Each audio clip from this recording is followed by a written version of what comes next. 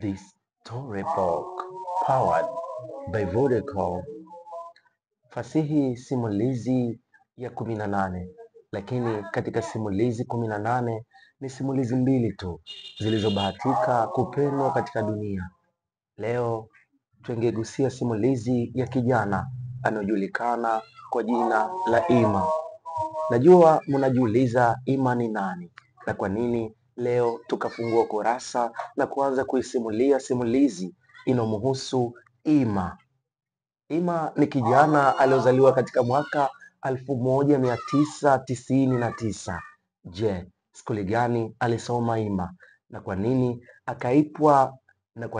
akapewa jina la Ima? The Storybook powered by Vodacom. Siku ya Jumapili asubuhi na mapema tu, kulikuwa na mvua kali, radi zilipiga, miti ililala misili ya maji yaliyopo kwenye ndoo. Ima alitikisa mtikisiko katika tumbo la mamake. Ndio hiyo siku Ima alipokuja duniani. Lakini watu walijiuliza, hii sauti ni ya nani?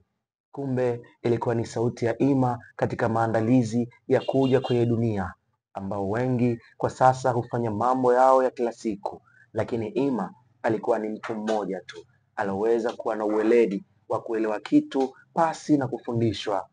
Jina langu naitwa Nilo.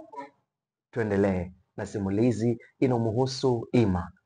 The Storybook powered by